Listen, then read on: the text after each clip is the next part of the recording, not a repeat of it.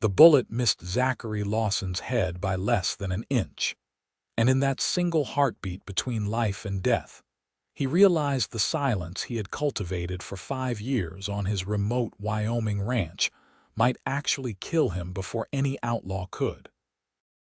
He dove behind the water trough outside the general store in Fort Kearney, his hand already on his revolver, heart pounding against his ribs like a wild Mustang trying to break free. The afternoon sun beat down mercilessly on the dusty Main Street, and somewhere in the chaos of frightened townspeople scattering for cover, he heard something that did not belong in a gunfight. Laughter. Not hysterical laughter, not the mad cackling of someone gone around the bend, but genuine, delighted laughter that seemed to dance through the air like music. Zachary risked a glance around the trough and saw her then, standing in the middle of the street with her traveling bags scattered around her feet, one hand pressed to her mouth as if she could not quite believe what she was seeing. She wore a simple blue dress covered in trail dust, and her dark hair had come loose from its pins to fall around her shoulders in waves. She was laughing at the chicken that had escaped from the coop behind the butcher's shop and was now running in frantic circles, squawking loud enough to wake the dead. The gunfire had stopped. The would-be bank robber, distracted by the commotion, had made the fatal mistake of looking away from Sheriff Harrison, who promptly knocked him cold with the butt of his rifle. The whole attempted robbery had lasted less than 3 minutes from start to finish, and this strange woman in the middle of the street was laughing at a chicken. "Madam, you might want to take cover," Zachary called out, rising slowly from behind the trough. His legs felt steady beneath him, the way they always did after danger passed. At 32 years old, he had seen enough violence to last several lifetimes, and he preferred the quiet solitude of his ranch to the unpredictable nature of town. She turned those laughing eyes on him then, and he felt something shift in his chest. Her eyes were green, he noted, with the same attention to detail that had kept him alive through the war and everything that came after. Green like spring grass after a long winter, full of life and warmth that seemed completely at odds with the fact that someone had just tried to rob the bank. "I am fine, thank you," she said, her voice carrying a hint of the East in its cultured tones. "Though I must say that is quite the welcome to Fort Kearney. Does this happen often?" "More than it should," Sheriff Harrison called out, already hauling the unconscious robber toward the jail. "But less than it used to. You just passing through, miss?" "Actually, no." She began gathering her scattered belongings, and Zachary found himself moving forward to help without conscious thought. "I am the new schoolteacher, Delilah Kinsley. I was told to report to the schoolhouse, but I seem to have arrived at an inopportune moment." Zachary picked up a leather satchel that had burst open, spilling books across the dirt. He dusted off a volume of poetry and handed it to her, noting the careful way she took it from him, as if the book were made of something precious. Their fingers brushed for just a moment and he pulled back as if burned. "Zachary Lawson," he heard himself say, "I have a ranch about 5 miles north of here. The schoolhouse is just down the street, next to the church. It is a pleasure to meet you, Mr. Lawson." Delilah smiled at him, a smile that seemed to light up her entire face. "Thank you for the directions, and for helping with my books." She gathered the rest of her things with surprising efficiency, and Zachary watched her go, heading down the street with her head held high despite the chaos she had just walked into.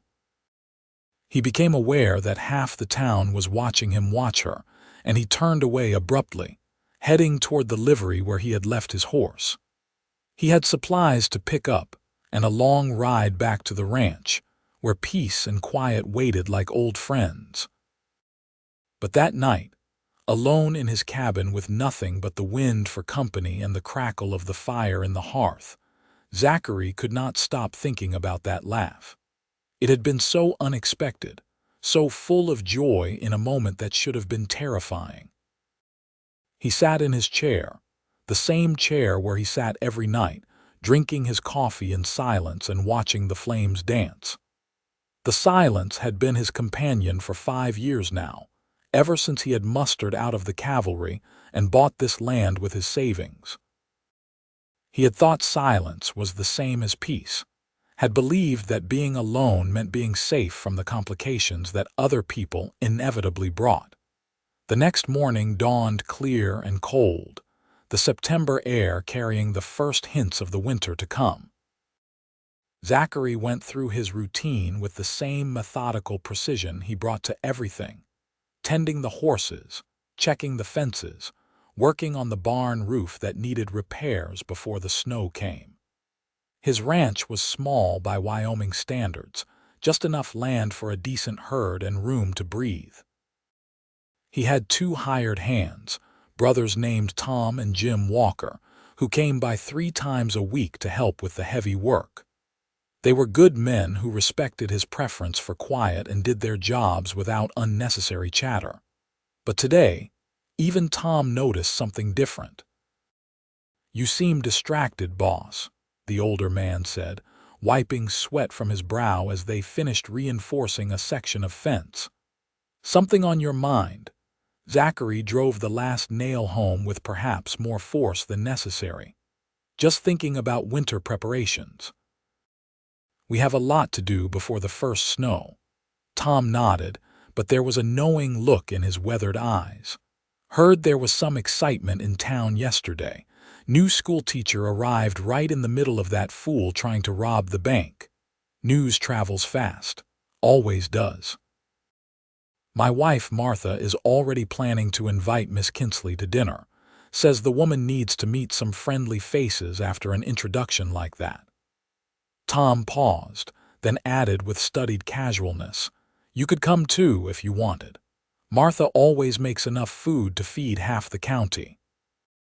The invitation hung in the air between them. Zachary knew Tom and Martha meant well. They had been trying to draw him out of his solitude for years now. But the thought of sitting at a table making small talk, of being around people for longer than it took to conduct business, made his shoulders tense. "I appreciate the offer, but I have work here." "Always do," Tom said without judgment. "But the offer stands if you change your mind." 3 weeks passed, and autumn settled over Wyoming with its characteristic beauty, painting the landscape in shades of gold and copper. Zachary made his regular trips to town for supplies, and each time he found himself glancing toward the schoolhouse almost against his will. Sometimes he would see children playing in the yard during recess, their laughter carrying on the wind. Once, he caught a glimpse of Delilah standing on the schoolhouse steps, clapping her hands to call the children back inside, and that same bright smile was on her face. He never approached. He conducted his business quickly and efficiently, speaking only when spoken to, and rode back to his ranch where silence waited to wrap around him like a familiar blanket. But something had changed in that silence. Where before it had felt like peace, now it sometimes felt like emptiness. He found himself thinking about that laugh at odd moments, wondering what could make someone find joy in the middle of chaos. October brought the first real cold snap, and with it came trouble. Zachary was in town picking up winter supplies when he heard raised voices coming from the schoolhouse. A small crowd had gathered, and he recognized the bulk of Dale Morrison, one of the larger ranchers in the area, and a man with opinions he never hesitated to share loudly. "It is not appropriate," Morrison was bellowing, his face red beneath his hat. "Filling children's heads with poetry and art when they should be learning practical skills, and teaching the girls the same as the boys. It is not natural. With respect, Mr. Morrison, the children are learning arithmetic, reading, writing, and geography as required." Delilah's voice was calm but firm, carrying clearly in the crisp air. The poetry and art are additions meant to enrich their education, not replace practical learning.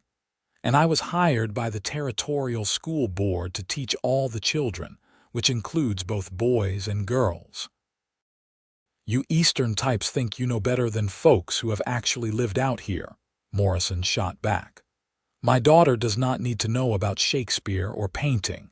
She needs to know how to run a household. And reading and arithmetic will help her do exactly that, Delilah replied. Though I would argue that a well-rounded education benefits everyone, regardless of gender. The world is changing, Mr. Morrison. Our children should be prepared for it. Zachary found himself moving closer, drawn by something he could not quite name. He had no children, no real stake in what happened at the schoolhouse, but the sight of Morrison looming over Delilah with his fists clenched made something protective rise in his chest. "You have been here 5 minutes," Morrison was saying, his voice dropping to a dangerous growl. "Do not presume to tell me how the world works." "I think Miss Kinsley has made her position clear," Zachary said, surprised to hear his own voice joining the conversation. Everyone turned to look at him, and he felt his jaw tighten at the sudden attention. "The school board hired her to teach as she sees fit. If you have a complaint, take it up with them." Morrison's eyes narrowed. "This does not concern you, Lawson. You do not have any children." "No, but I can read and write, and I learned both from a teacher who thought education mattered." "Miss Kinsley is doing her job." He met Morrison's glare without flinching. "Let her do it." For a long moment, the tension stretched taut as a wire.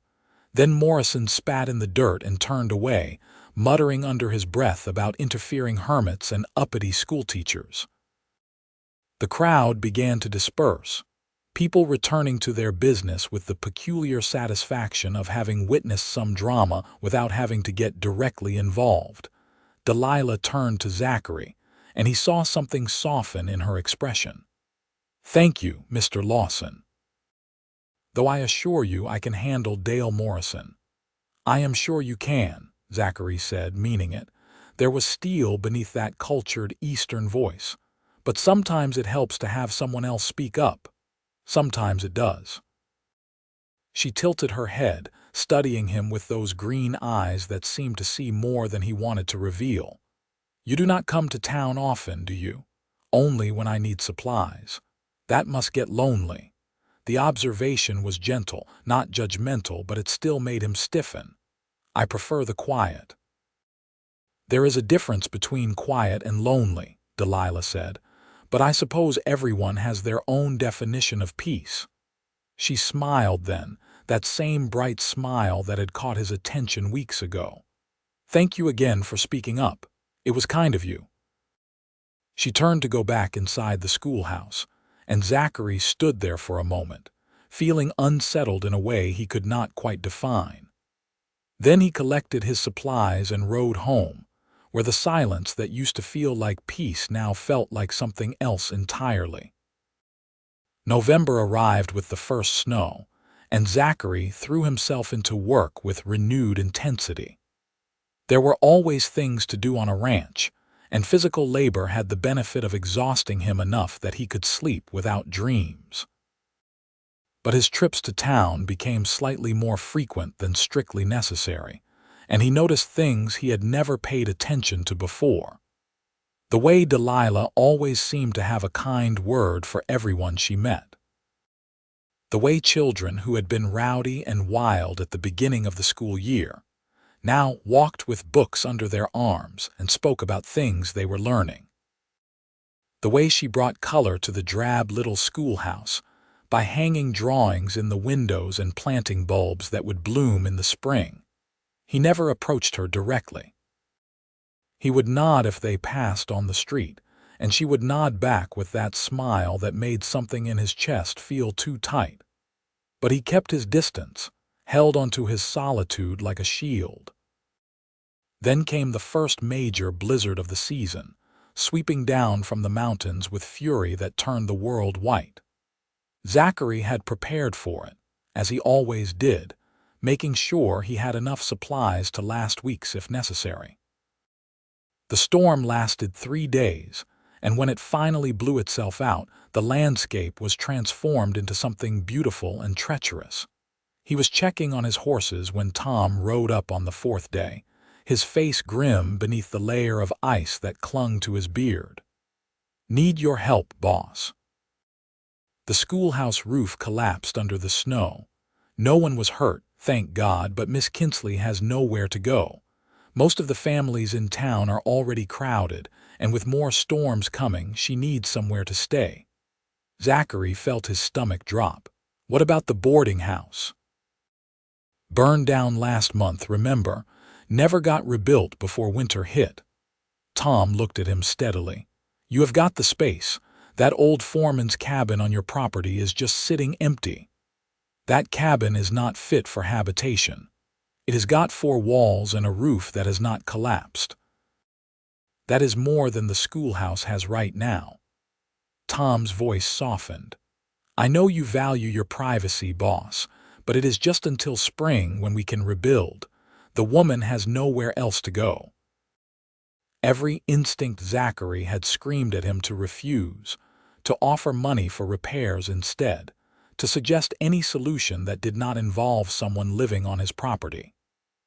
The silence of his ranch was sacred, the buffer he had built between himself and a world that had hurt him too many times. But he thought of Delilah standing in the middle of the street laughing at a chicken, of her defending her students against Dale Morrison's bluster, of the way she brought light wherever she went. And he heard himself say, I will need a day to make the cabin livable. The relief on Tom's face was palpable. Thank you, boss. This is a real kindness. Zachary was not sure about that, but he spent the next day working on the old foreman's cabin with something approaching frenzy.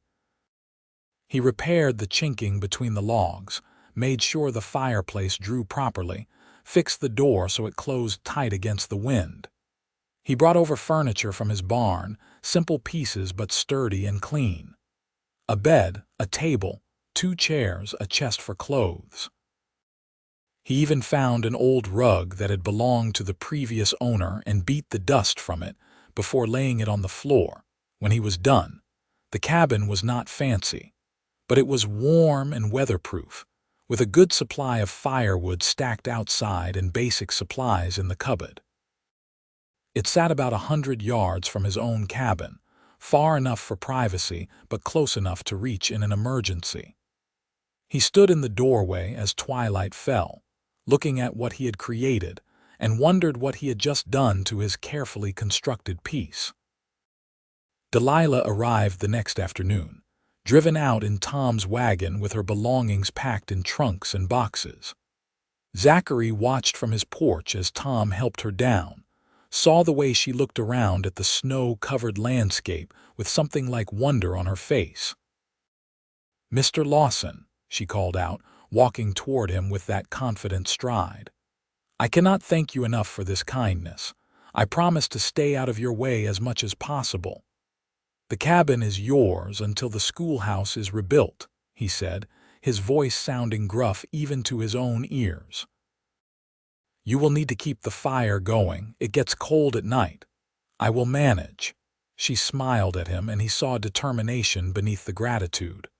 I grew up in Boston. I know about cold winters. This is not Boston. No, she agreed, still smiling. It is much more beautiful. Over the next few weeks, Zachary learned that having a neighbor changed everything about his carefully structured life. He became aware of things he had never noticed before. The way smoke rising from the cabin chimney meant she was home and warm. The tracks in the snow that showed she walked the perimeter of the property each morning. The lamp light in her window that burned late into the evening as she prepared lessons for when school could resume. He did his best to maintain his distance, to preserve the silence that had defined his existence for 5 years. But Wyoming winters had a way of forcing people together, whether they wanted it or not. When another storm blew in and Zachary noticed Delilah's woodpile getting low, He found himself leaving extra logs by her door without saying anything. When he shot a deer and had more meat than he could use, he left a portion on her porch. She never mentioned these offerings directly, but she started leaving things at his door in return. Fresh bread that made his cabin smell like something from a childhood he barely remembered, jars of preserves she had somehow acquired, a pair of wool socks she had knitted during the long evenings. They developed a strange, silent exchange, gifts without words, and Zachary told himself this was fine, that he could handle this level of neighborly interaction without it threatening his solitude. But one evening, about 3 weeks after Delilah had moved into the cabin, he heard something that made him stop in the middle of cleaning his rifle. Laughter. That same bright, joyful laughter he had first heard in the middle of the street during an attempted bank robbery. It was coming from her cabin, carrying through the cold air with crystalline clarity. He stood frozen, listening, and realized she was not laughing at anything in particular. She was just laughing, finding joy in an ordinary evening in the middle of a Wyoming winter. Something in his chest ached with a pain he did not have words for. When had he last laughed like that? When had he last felt anything close to that kind of uncomplicated joy? The silence of his cabin pressed down on him with suffocating weight, and for the first time in 5 years, Zachary Lawson acknowledged that silence was not the same as peace. It was just absence. The next morning dawned clear and brutally cold, the kind of cold that made breath freeze in the air and every movement feel like pushing through something solid. Zachary was surprised when he heard a knock on his door just after breakfast. He opened it to find Delilah standing there, bundled in a heavy coat and scarf, her cheeks pink from the cold. "Good morning, Mr. Lawson," she said cheerfully. "I hope I am not disturbing you. Is something wrong with the cabin?" He looked past her, checking for smoke from the chimney. "The cabin is fine. Perfect, actually." She held up a basket. "I made too much breakfast and thought you might like some. It seems foolish for us to live 100 yards apart and never speak, especially when you have been so generous." Every part of Zachary wanted to refuse, to maintain the barriers he had so carefully constructed. But she was standing there in the cold, holding out food she had made, and he found himself stepping back to let her in. "Thank you," he heard himself say. Delilah entered his cabin with the same confidence she brought to everything, looking around with open curiosity. "This is lovely. Very cozy." Zachary saw his home through her eyes. The simple furniture, the lack of decoration, the almost military precision with which everything was arranged. "It serves its purpose. I am sure it does." She set the basket on his table and began unpacking it. Eggs, bacon, fresh biscuits, even a jar of honey. "I hope you do not mind my being forward, but I wanted to properly thank you for everything you have done. The wood, the meat, all of it." "You have been very kind. You have left things too," he pointed out, feeling awkward. "The bread and socks. Hardly a fair exchange for shelter through the winter." She finished unpacking and turned to face him directly. "Mr. Lawson, may I be honest with you?" He nodded, wary. "I know you value your privacy. Tom told me you prefer solitude, and I have tried to respect that. But we are going to be neighbors for several months, and it seems to me that we could make this easier on both of us by at least being friendly. I am not asking for daily conversations or social calls. I am just suggesting that we acknowledge each other's existence beyond leaving anonymous gifts." Zachary stood there, caught between his instinct to refuse and something else, something that responded to her directness. "I am not good at small talk. Neither am I, actually." She smiled, and it transformed her face. "The elaborate social niceties of Boston society nearly drove me mad. But there is a difference between small talk and actual conversation. Would you like to have breakfast with me? Right now, I mean. The food is still warm and I truly did make too much." He should say no. He knew he should say no, but he heard himself say, "All right." They sat at his table and Delilah served the food with easy efficiency. For a few minutes they ate in silence, but it was not the heavy silence Zachary was used to. It was almost comfortable, the simple sharing of a meal between two people. "This is good," he said finally, because it was, and because he thought he should say something. "Thank you. Cooking is one of the few domestic skills I actually enjoy." She took a sip of the coffee he had poured for them both. "The others, like sewing and needlework, I find tedious beyond measure, though I am making an effort to improve, since running a household requires at least basic competence. You knitted those socks." "I did, and it took me 3 tries to get them right." She laughed, that same bright sound that had carried through the cold air last night. "My grandmother would be appalled at how terrible I am at what she considered essential feminine accomplishments. But I can diagram a sentence and discuss philosophy, which she found equally appalling, so I suppose we were at an impasse." Despite himself, Zachary felt his mouth quirk. "You did not get along with your family." "Oh, we got along fine, as long as I was willing to marry the appropriate person and settle into appropriate society." Delilah's expression turned thoughtful. "But I wanted something different. I wanted to actually do something with my education, to have a purpose beyond decorating someone's home. So I became a teacher and moved west, much to everyone's horror." "Do you regret it?" "Not for a moment." She met his eyes across the table. "Even with collapsing roofs and blizzards and men like Dale Morrison who think women should not have opinions. I feel alive out here in a way I never did in Boston." Zachary understood that, though he was not sure how to express it. He had felt the same way when he first came west, when the open spaces had felt like freedom instead of emptiness. "The West gives you room to breathe." "Exactly." Delilah leaned forward slightly, her eyes bright with enthusiasm. "In Boston, everything was prescribed, every action dictated by what was proper or expected. Here, there is space to figure out who you actually are, not who society tells you to be." She paused, then asked gently, "Is that why you came here?" "For the space."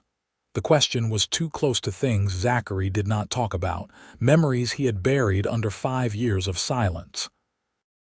But there was something about the way Delilah asked, with genuine interest rather than prying curiosity, that made him answer. Something like that. "I was in the cavalry during the Indian Wars. When my enlistment was up, I wanted somewhere quiet. That must have been difficult." It was what it was. He stood abruptly, taking his empty plate to the wash basin. "Thank you for the breakfast." Delilah recognized the dismissal for what it was. She stood as well, gathering her basket. "Thank you for sharing it with me, and Mr. Lawson. If you ever want company, my door is open, but I will not force my presence on you." After she left, Zachary stood in his cabin, surrounded by the silence he had cultivated for so long.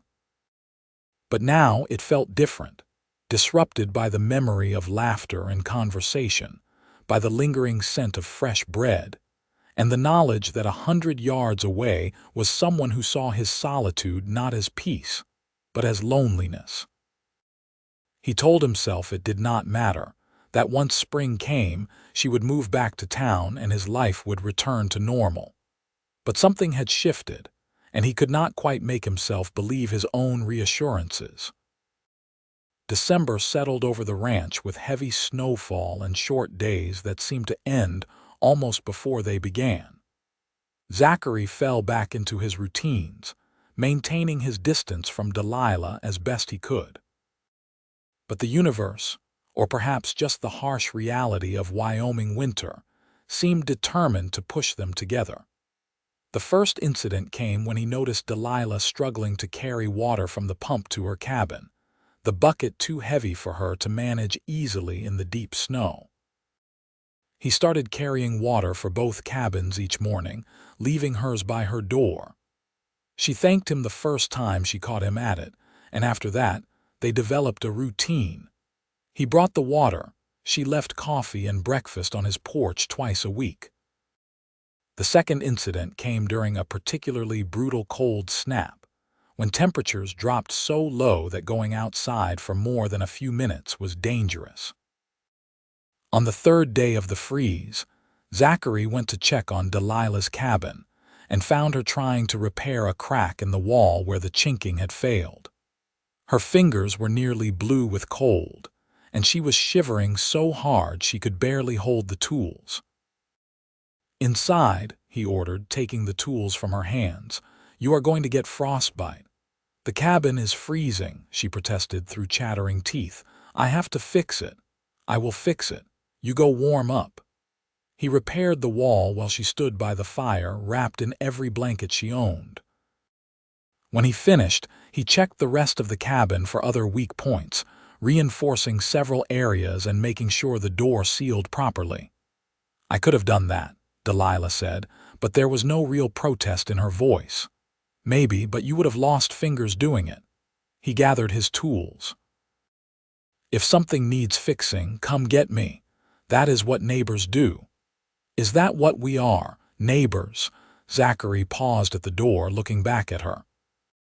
She was still wrapped in blankets, her hair loose around her shoulders, and there was something in her expression that made his heart do something complicated. "I suppose we are," he said finally, and left before she could say anything else. The third incident came 2 days before Christmas, when Delilah knocked on his door in the middle of the afternoon with an expression that was equal parts embarrassment and desperation. "I need your help," she said without preamble. "I was stupid and went for a walk without paying attention to the weather, and I think I went too far. My feet are numb, and I am worried about frostbite." Zachary did not waste time with recriminations. He pulled her inside and had her sit by the fire, then knelt to carefully remove her boots. Her feet were white and cold, the kind of cold that could cause serious damage if not treated immediately. He spent the next hour warming them gradually, wrapping them in lukewarm cloths and watching for signs of the circulation returning. Delilah sat through it all with gritted teeth, clearly in pain but not complaining. When her feet finally started to pink up and the danger had passed, she let out a shaky breath. "Thank you. That was foolish of me." "It was," Zachary agreed, still kneeling by her feet. "Wyoming winters will kill you if you are not careful. I know. I just wanted to see the landscape. It is so beautiful when it snows."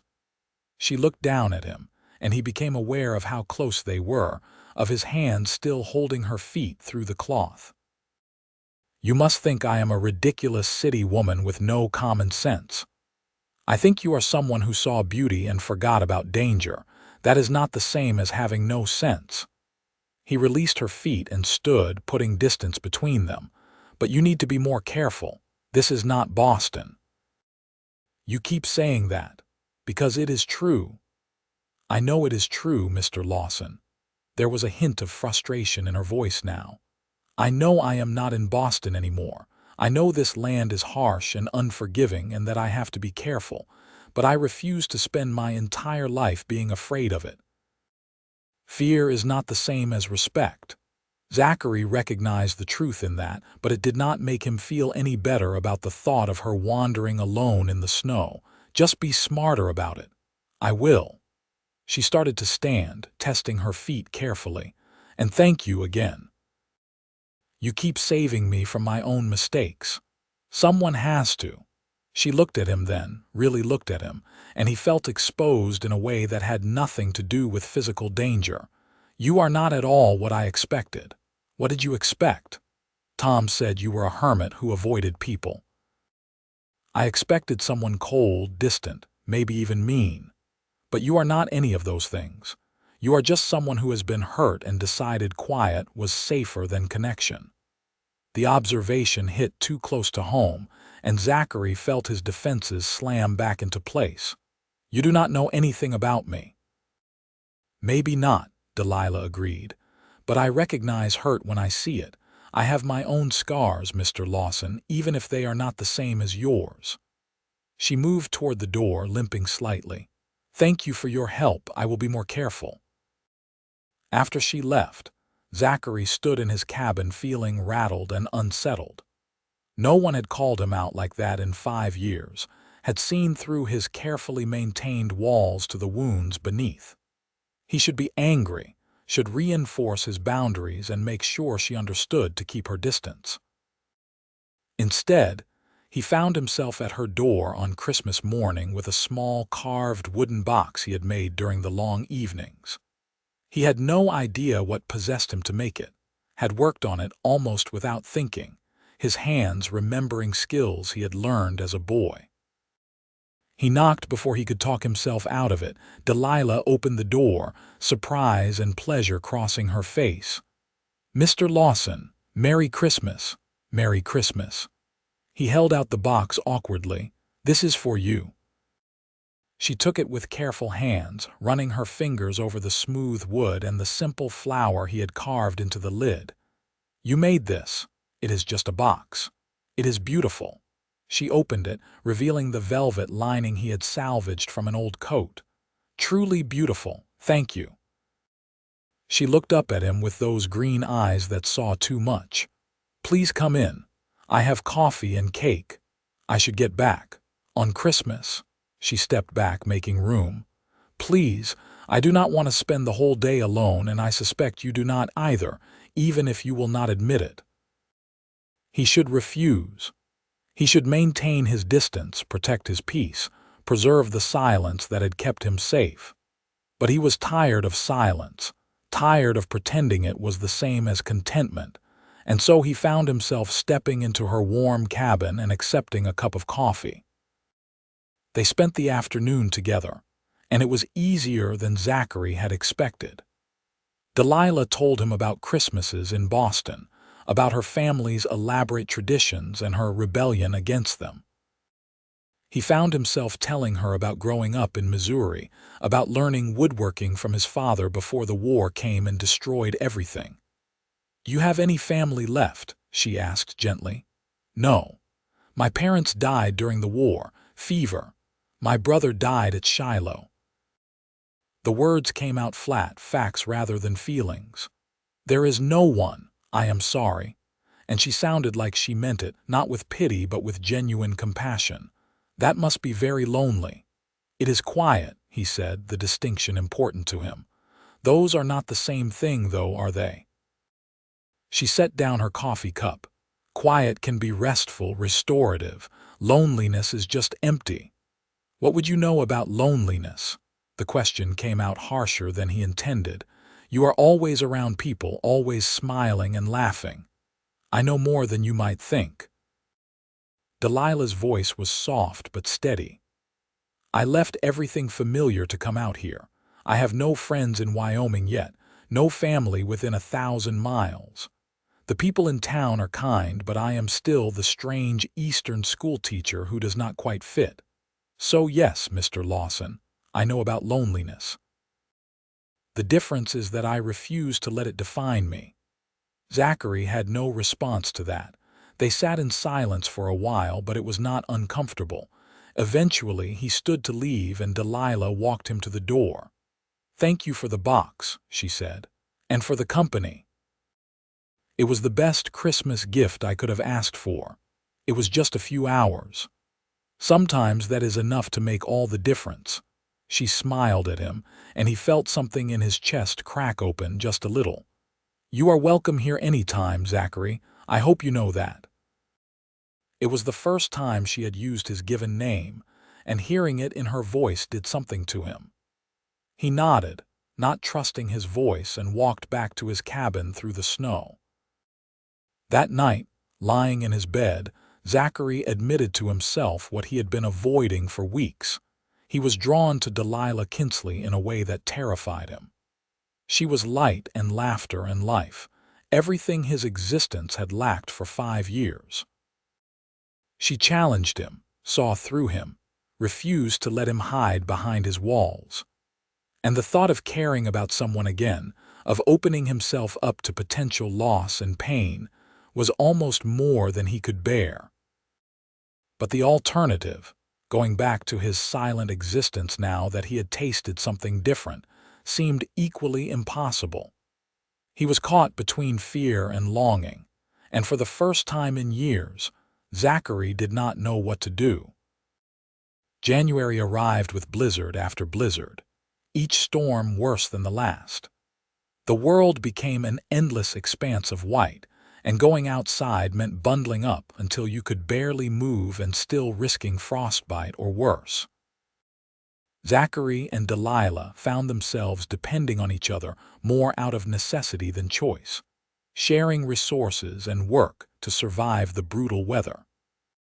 He taught her how to properly bank a fire so it would last through the night, how to read the sky for coming storms, how to move through deep snow without exhausting herself. She taught him things he had not realized he was missing. How to make a cabin feel like a home with small touches of beauty, how to find humor in difficult situations, how to talk about things that mattered instead of just exchanging basic information. They fell into a routine without discussing it. Breakfast together twice a week, dinner once a week, and impromptu visits when one of them needed help or just company.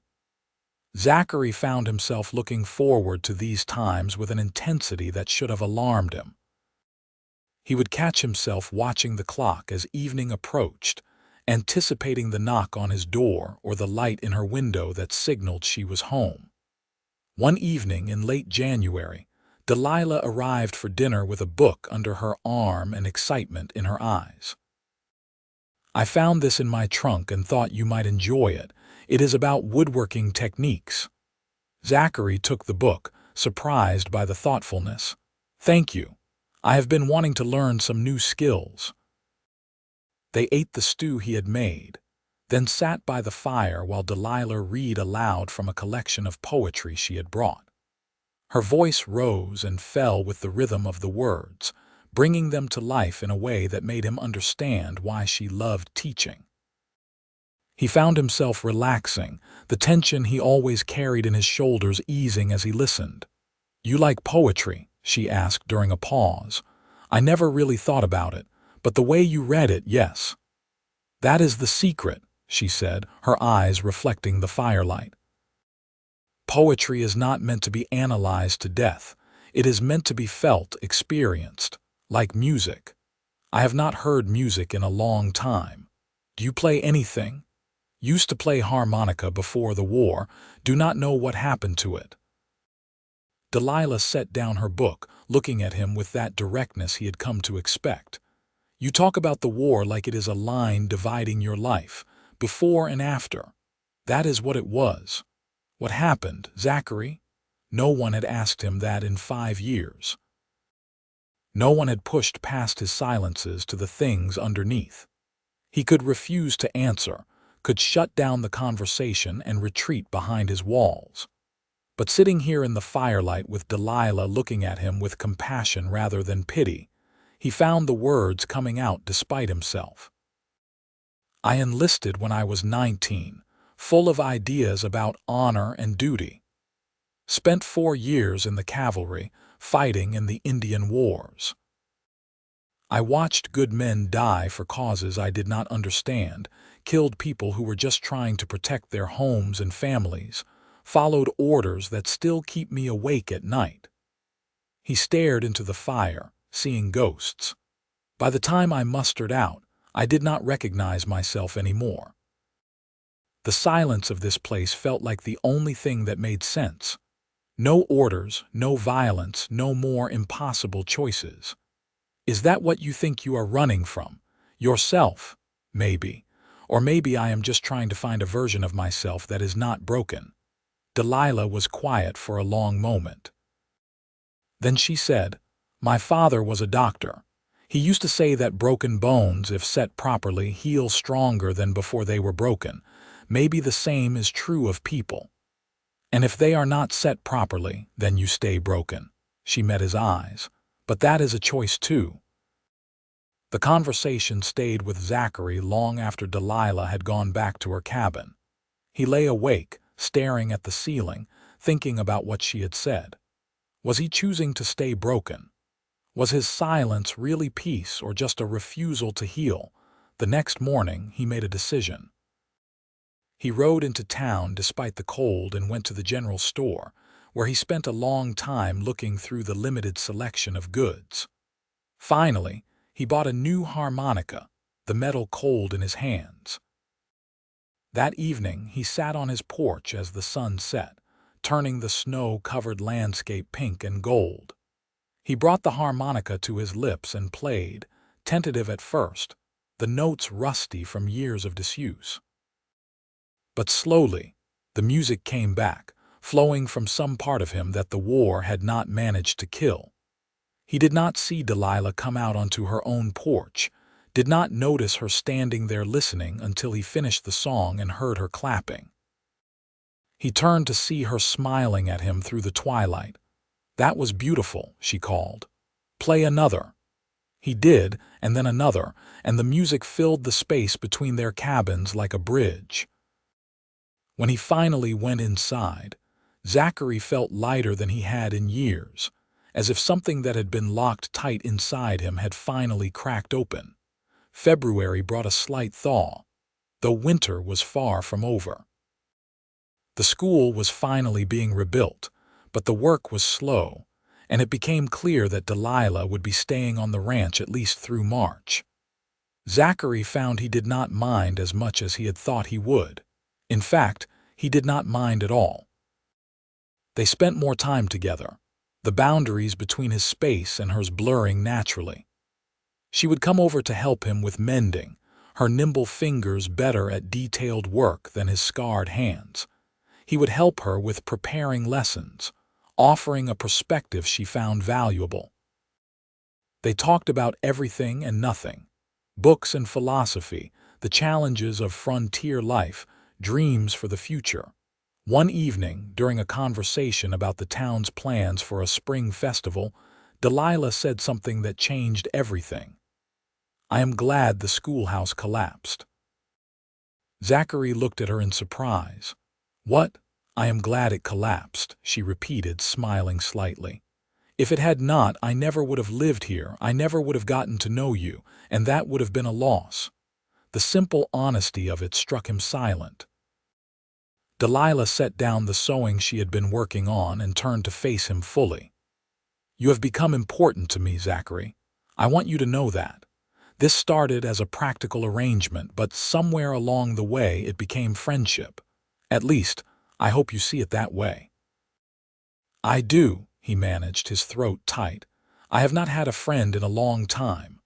"Why not?" "Because friends leave, or die, or discover you are not worth the effort." The words came out raw, revealing more than he intended, or maybe because you never let anyone close enough to become one. Delilah's voice was gentle but unflinching. "You have been kind to me, helpful and generous, but there is always a part of you held back, watching from a distance, like you are waiting for something to go wrong. Things usually do go wrong, sometimes, but sometimes they go right." She leaned forward slightly. "I am not going to hurt you, Zachary. I am not going to leave as soon as something better comes along or decide you are not worth the effort. I am just going to be your friend if you let me." "Why?" the question burst out of him. "Why do you care? You barely know me." "I know you carry wood when you think I am not looking. I know you play the harmonica when you think no one is listening. I know you made me a beautiful box for Christmas, even though you barely knew me then. I know you treated my frostbite with the same care you would give a wounded animal, and that you never make me feel stupid for my mistakes." She smiled, soft and genuine. "I know enough to know you are worth caring about." Zachary felt something in him break open completely. The walls he had spent 5 years building crumbling under the steady pressure of her words. He wanted to tell her that she was wrong, that he was not worth any of it, that she should protect herself from his inevitable failures. But looking at her face, seeing the certainty in her eyes, he could not make himself say any of those things. Instead, he said, "I do not know how to do this." "Do what?" "Be close to someone. Let someone in. I have forgotten how. Then we will figure it out together." Delilah reached across the space between them and took his hand, her fingers warm and small in his calloused palm. That is what friends do. They sat like that for a long time, holding hands in the firelight, and Zachary felt the silence of his cabin transform into something else entirely. Not emptiness or peace or the absence of pain, but possibility. March brought the first real signs of spring, and with them came a complication Zachary had not anticipated. As the snows began to melt and travel became easier, men started showing up at the ranch. Young men from town, older widowers, even a few cowboys passing through. All of them had heard about the pretty schoolteacher staying at Zachary Lawson's ranch, and all of them came calling. The first time it happened, Zachary opened his door to find Johnny Miller, the blacksmith's son, standing there with his hat in his hands and a nervous expression on his face. "Mr. Lawson, sir, I was hoping I might call on Miss Kinsley with your permission." Permission. As if Zachary had any right to grant or deny such a thing. "She is not my concern. Ask her yourself." He watched Johnny walk over to Delilah's cabin and saw her answer the door with a smile. They talked for a few minutes, and then Delilah politely but firmly sent him away. The same thing happened 2 days later with a rancher named Peter, and then again with a cowboy whose name Zachary did not catch. "You are popular," he observed one evening when they were having dinner at his place. Delilah rolled her eyes. "They do not actually know me. They just see an unmarried woman who is not completely unfortunate looking and decide that is reason enough to court. You are not just not unfortunate looking." The words came out before he could stop them, and he felt his face heat. Delilah looked at him with surprise and something else, something that made his heart beat faster. "Thank you," she said quietly. "That is kind of you to say. It is true." He forced himself to meet her eyes. "You are beautiful. Anyone can see that. Beauty is not the same as compatibility or actual interest." She took a sip of her coffee, then added, "Besides, none of them make me laugh the way you do. I hardly ever tell jokes. It is not about jokes. It is about being yourself, letting me be myself, finding humor in ordinary things. That is rarer than you think."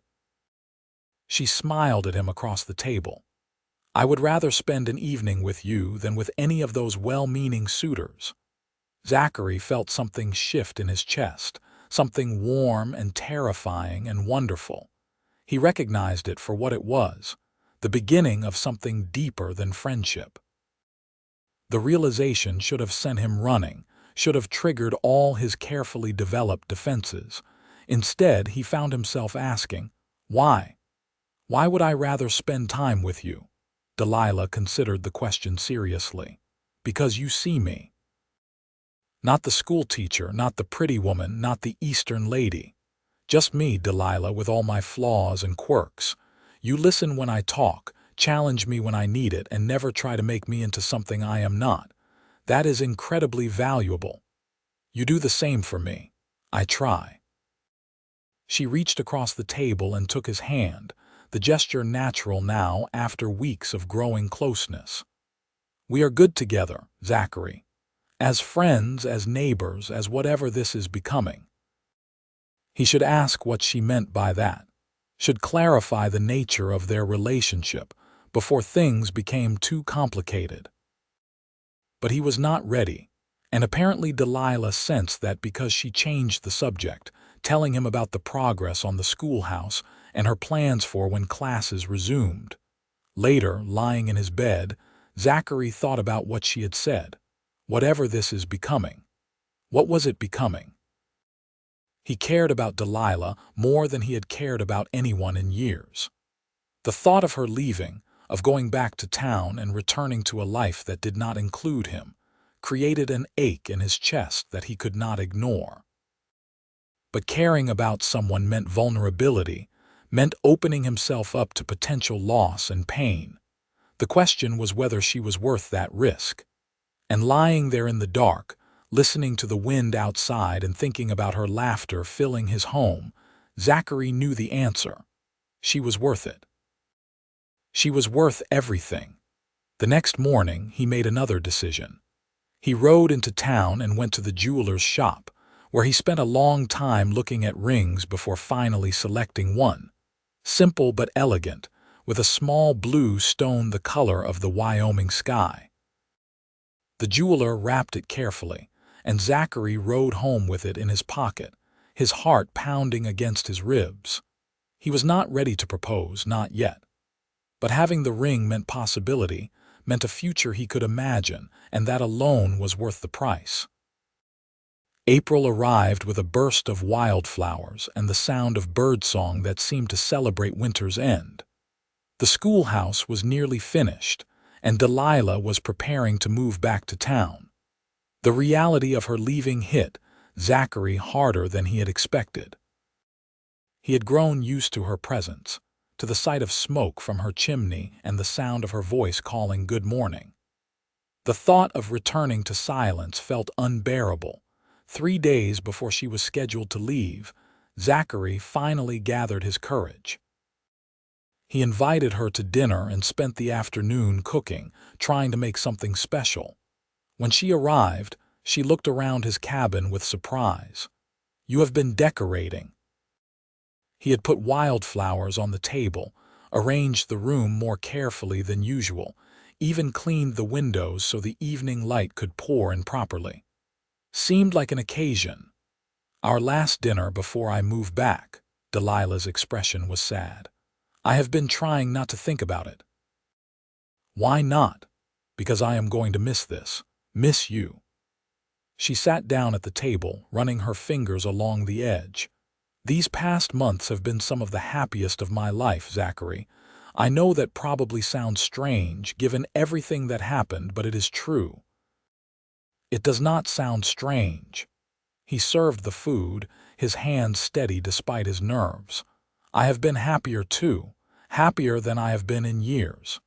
They ate slowly, both of them seeming reluctant to let the evening end. When dinner was finished, Zachary poured coffee and sat down across from her, trying to find the words for what he needed to say. "Delilah, I need to tell you something."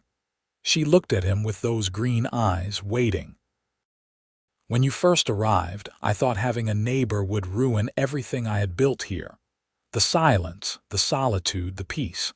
I thought being alone was the only way to avoid being hurt again."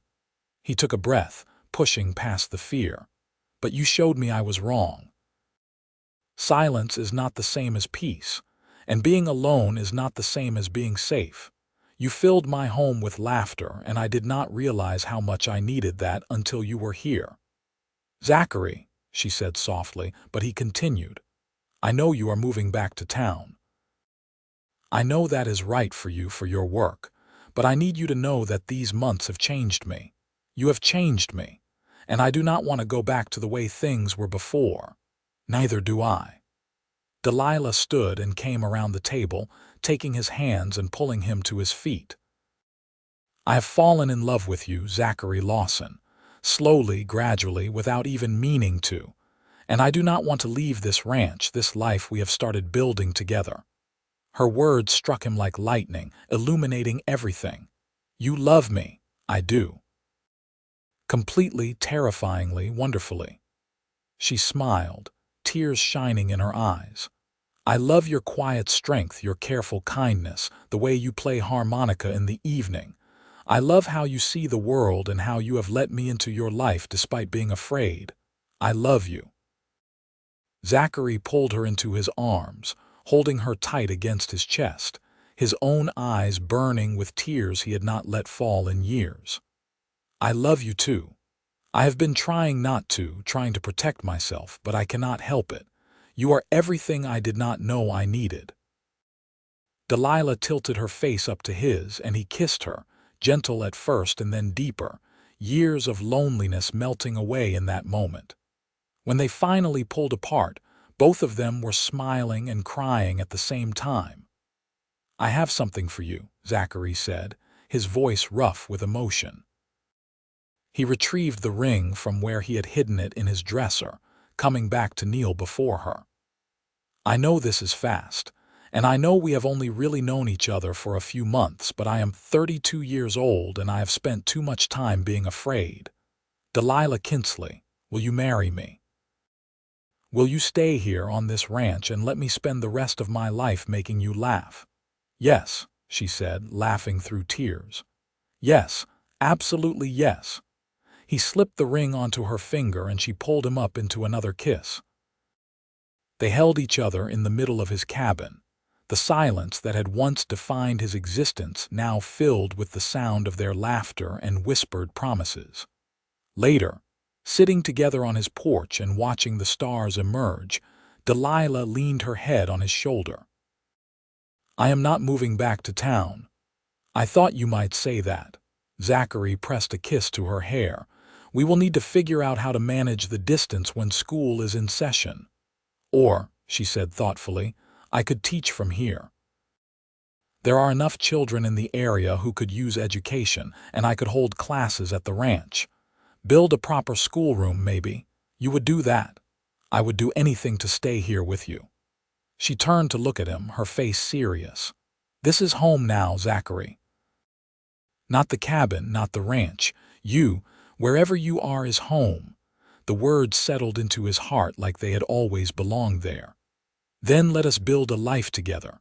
A real life with laughter and love and all the things I thought I had to do without." "That sounds perfect." They were married 3 weeks later, in a simple ceremony at the church in Fort Kearney with Tom and Martha as witnesses. Delilah wore a blue dress that matched her ring, and Zachary wore his best shirt with a tie that Martha had insisted upon. The whole town turned out, curious to see the hermit rancher marrying the eastern schoolteacher, and if there was gossip, neither of them cared. The reception was held at Tom and Martha's house, and Zachary found himself surrounded by people for the first time in years. But with Delilah at his side, her hand in his, it was not overwhelming. It was joyful. "I am proud of you, boss," Tom said quietly during a lull in the festivities. "It takes courage to open your heart again after closing it for so long." "She made it easy," Zachary replied, watching Delilah laugh with a group of women from town. "She made everything easy." They returned to the ranch as the sun was setting, riding together on Zachary's horse with Delilah seated in front of him. When they arrived, he lifted her down and carried her over the threshold of what was now their shared cabin, both of them laughing at the traditional gesture. "Welcome home, Mrs. Lawson," he said, setting her down gently. "It feels right," Delilah said, looking around the cabin with satisfaction. "We should move some of my things over, make it truly ours." They spent the next week combining their lives, rearranging furniture and making space for Delilah's books alongside Zachary's tools. She hung curtains and added small touches of beauty, while he built her a desk by the window where she could prepare lessons. The cabin that had been a monument to solitude transformed into a home. Summer arrived with warmth and long days, and they fell into a new rhythm. Delilah began teaching local children 3 days a week, holding classes in the barn that Zachary helped her convert into a schoolroom. The other days were spent working the ranch together, Delilah proving surprisingly capable once she learned what needed to be done. Evenings were for music and reading, for quiet conversations and laughter that filled the spaces between words. "I never knew life could be like this," Zachary said one evening as they sat on the porch, watching the sunset paint the sky in shades of orange and pink. "Like what?" Delilah was leaning against him, his arm around her shoulders, content, peaceful, but not because of silence, because of connection. He kissed her temple. "You were right, silence is not the same as peace." And you were right that the West gives you room to breathe, room to figure out who you really are." She turned to smile at him. "I figured out I am someone who loves a cowboy and teaching children and building a life on a Wyoming ranch. Are you happy?" He needed to know, needed to be sure she did not regret giving up the schoolhouse in town. Deliriously, she kissed him softly. "Are you?" "More than I ever thought possible." As summer turned to autumn, they received news that Delilah was pregnant. The discovery filled them both with a mixture of joy and terror, but mostly joy. Zachary found himself imagining a future he had never let himself consider before. Children running through the ranch, laughter echoing off the mountains, a family built on love and trust. "Are you scared?" Delilah asked one night as they lay in bed, her hand resting on her still flat stomach. "Terrified," he admitted, "but also excited. Is that normal?" "I think so. We are creating a life, Zachary, that is both wonderful and frightening." She rolled to face him, her eyes serious in the lamplight. "But we will figure it out together. That is what we do." "Together," he agreed, pulling her close. "Always together." Winter came again, but this year it felt different. The cabin that had once echoed with emptiness now rang with life. Delilah sang while she cooked, read aloud while Zachary worked on various projects, filled every corner with her vibrant presence. And Zachary found himself contributing too, playing his harmonica more often, telling stories from his childhood, learning to express the emotions he had kept locked away for so long. The baby was born in early March during a late-season snowstorm, with Martha acting as midwife and Tom keeping Zachary from wearing a hole in the floor with his pacing. After what felt like an eternity, he was allowed into the bedroom to meet his son. Delilah looked exhausted but radiant, holding a tiny bundle wrapped in blankets. "Meet Samuel," she said softly. "Samuel Thomas Lawson." Zachary took his son with trembling hands, looking down at the small face, the tiny fingers, the miracle of new life. Something in him healed in that moment, some final broken piece clicking into place. This was what he had been missing, what silence could never provide. Connection, love, family, the continuation of life despite all the death he had witnessed. "He is perfect," Zachary whispered, tears streaming down his face. "You are both perfect." Over the next few years, their life continued to grow and evolve.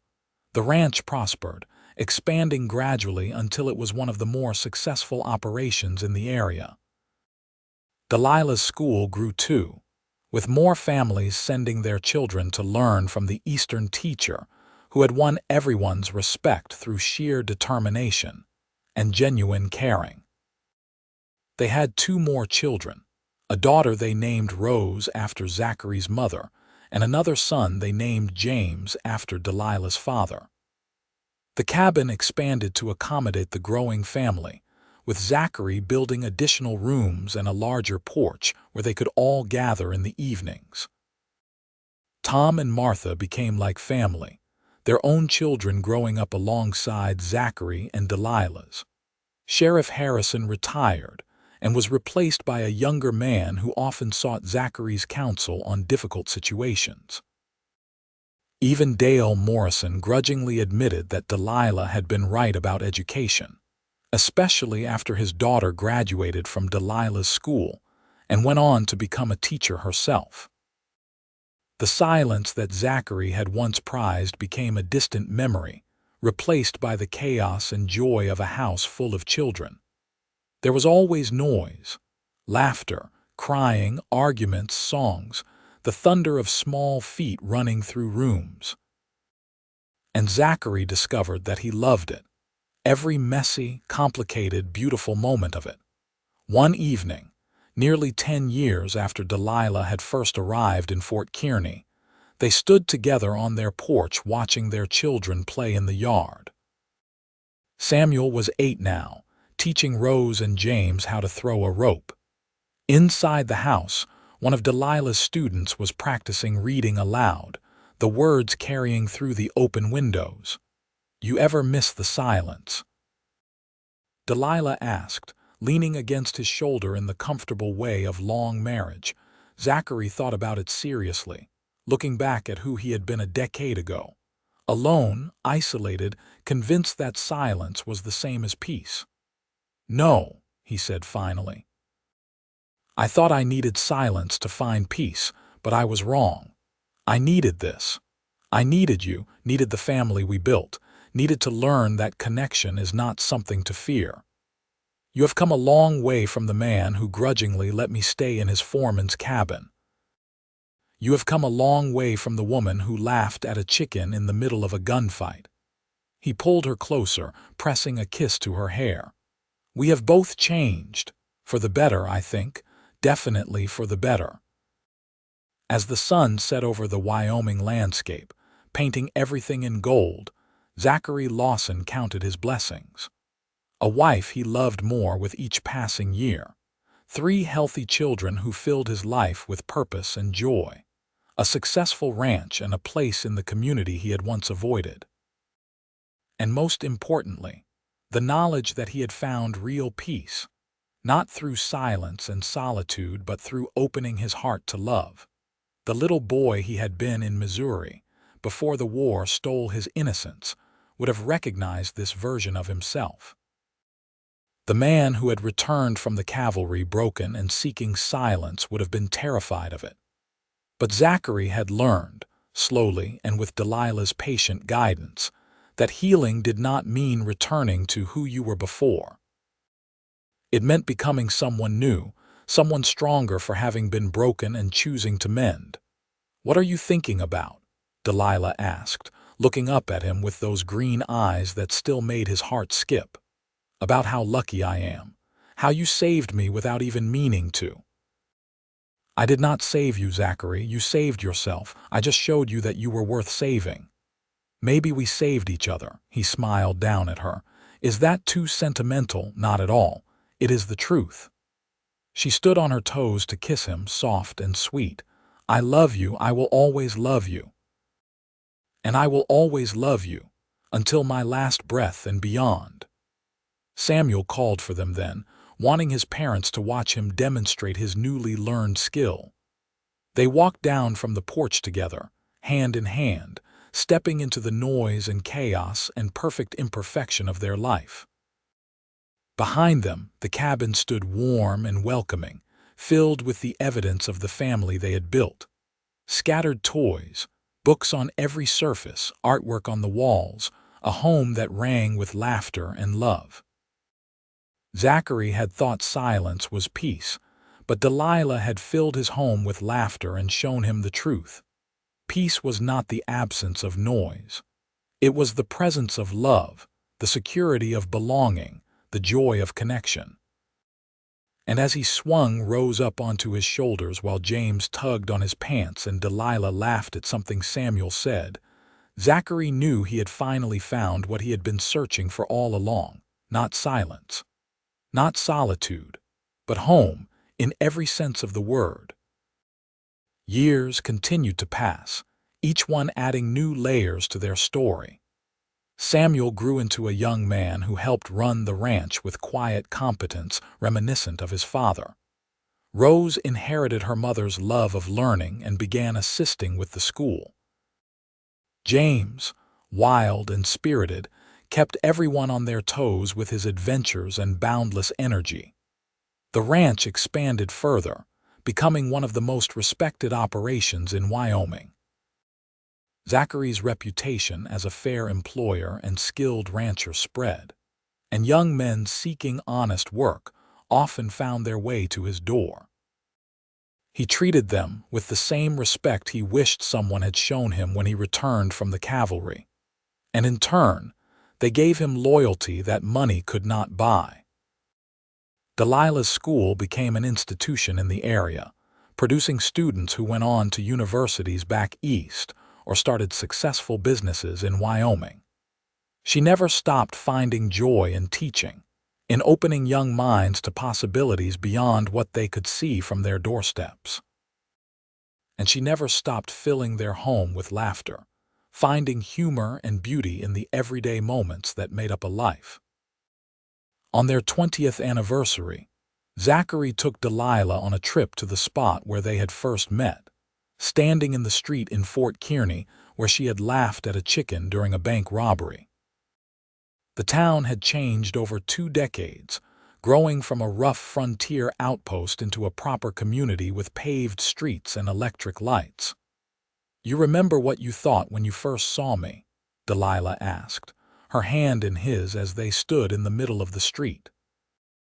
"I thought you were crazy," Zachary admitted with a smile, "laughing in the middle of a gunfight, but also brave in a way I did not understand then.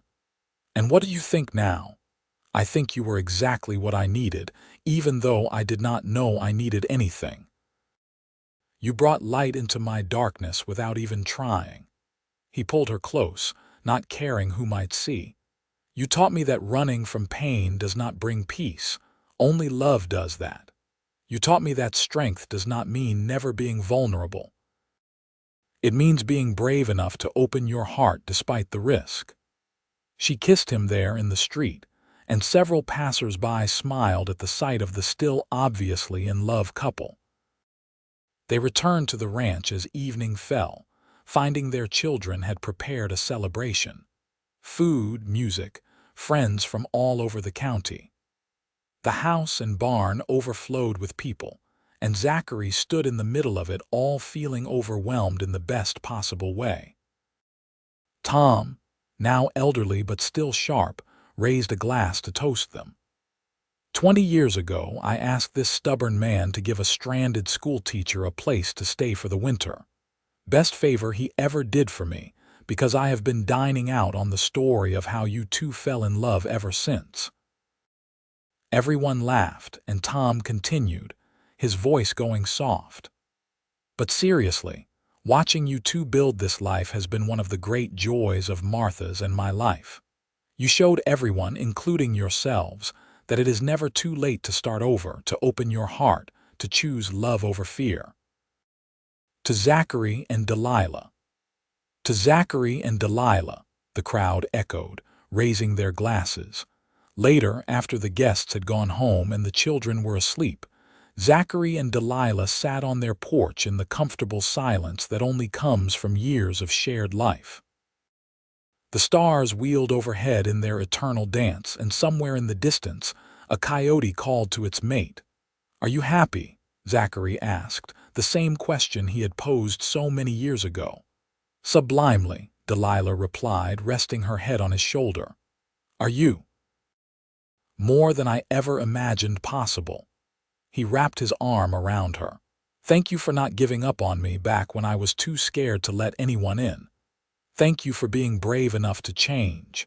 She laced her fingers through his. "We have built something beautiful here, Zachary. A life, a family, a legacy. Our children will tell their children about the cowboy who thought silence was peace until someone filled his home with laughter. And they will tell them about the woman brave enough to laugh in the middle of a gunfight and fall in love with a broken man. You were never broken, just hurt. There is a difference." They sat in comfortable silence, the kind of silence that is not empty but full, pregnant with shared memories and mutual understanding. This was peace, Zachary thought. Not the absence of sound but the presence of love. Not isolation but connection. Not running from pain but choosing joy despite it. The years ahead would bring challenges, as all years do. There would be harsh winters and dry summers, illnesses and accidents, the inevitable losses that come with living long enough. But Zachary and Delilah would face them together. Their love a foundation strong enough to weather any storm. Their children would grow and have children of their own, filling the ranch with new generations of laughter. Samuel would take over the ranch operations, running it with the same quiet competence his father had shown. Rose would open her own school in town, carrying on her mother's legacy. James would become a veterinarian, combining his love of animals with practical skill. And through it all, Zachary and Delilah would remain each other's constant, their love deepening and maturing like fine wine. They would grow old together on the ranch, their hair turning gray, their steps slowing but their hearts remaining forever young. On quiet evenings, Zachary would still play his harmonica, and Delilah would still laugh at unexpected moments, finding joy in the smallest things. They would sit on their porch and watch the sunset, hands clasped, grateful for every moment they had been given. And when people asked Zachary about his life, about how he went from a solitary ex-cavalryman to a contented family man, he would smile and say simply, "I thought silence was peace, but then she filled my home with laughter, and I learned that peace is not about being alone. It is about being loved." Delilah would add, with that bright smile that had first caught his attention so many years ago, "And he taught me that the West is not just a place. It is a state of mind, a willingness to start over and build something new. We built this together, and it is more beautiful than anything I could have imagined." As the stars emerged one by one in the darkening sky, Zachary pulled Delilah closer, breathing in the familiar scent of her hair, feeling the steady beat of her heart against his side. This was everything he had needed, everything he had been too afraid to hope for. A home filled with love instead of silence. A heart healed by laughter instead of protected by walls. A life lived fully instead of half hidden in shadow. The cowboy who had thought silence was peace had learned better. And in learning, he had found not just peace but joy, not just quiet but music, not just existence but truly living. All because one brave woman had filled his home with laughter and showed him that love was worth any risk. Their story would become legend in Fort Kearney, told and retold over the years. The hermit rancher and the eastern schoolteacher, two unlikely people who found each other and built a life that enriched everyone around them. But for Zachary and Delilah, it was never a legend. It was simply their life, their love, their choice to be brave enough to open their hearts. And that, in the end, was the greatest story of all.